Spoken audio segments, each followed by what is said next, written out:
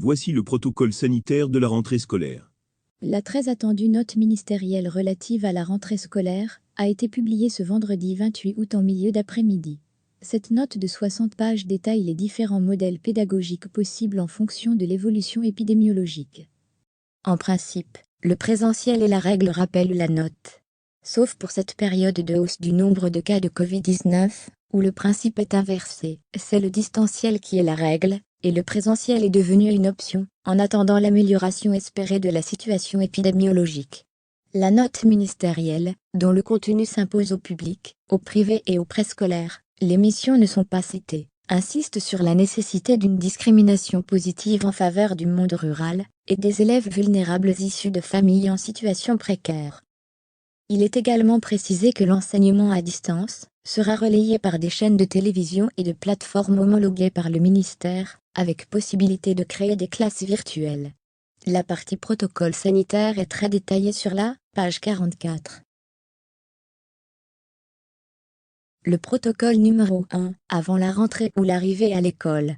Prise de température de chaque élève, par ses parents. Les parents s'engagent à ne pas envoyer leur enfant à l'école s'il a de la température, ou s'il présente des signes évocateurs de Covid-19. Il leur est demandé dans ce cas d'appeler le numéro 141, un numéro très souvent saturé. En cas d'apparition de signes évocateurs du Covid-19, garder l'enfant à domicile, prévenir le 141, ainsi que la direction de l'établissement scolaire, qu'il s'agisse d'élèves ou de cadres enseignants ou administratifs. Un cadre de l'établissement scolaire sera chargé de coordonner le dispositif sanitaire de prévention. Une réunion de coordination et de contrôle des dispositions sanitaires sera organisée au sein de l'établissement, avec la présence d'un responsable de la santé scolaire, une semaine avant la rentrée. Les personnes souffrant de maladies chroniques ou habitant avec des personnes vulnérables pourront travailler à distance. Un dispositif d'écoute et de communication avec les élèves sera mis en place. Protocole numéro 2, la distanciation physique.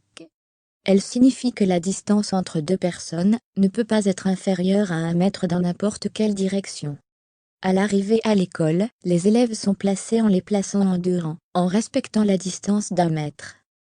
Les mains sont stérilisées, avec du gel hydroalcoolique. Évitez les rassemblements des parents devant l'entrée. Protocole numéro 3, à l'intérieur des écoles. Respecter la distance d'1 mètre entre 2 élèves dans tous les espaces, salle de classe, récréation, pour tous les élèves. Cette distance devra être supérieure à 1 mètre dans le préscolaire, sans indication d'un chiffre. Protocole numéro 4, pendant le transport.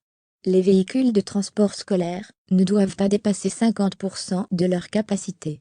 À l'intérieur des véhicules, le masque est obligatoire pour tous les élèves, quel que soit leur âge. Une prise de température est effectuée avant de monter dans le véhicule. Les véhicules sont désinfectés avant et après chaque utilisation. Les salles de classe sont aérées avant l'arrivée des élèves, pendant les pauses, et après le départ des élèves. Protocole numéro 5, autres mesures. Des rendez-vous sont fixés pour que chaque élève se lave les mains avec l'eau et le savon, ou bien les désinfecte avec une solution hydroalcoolique. Entrée, sortie, récréation.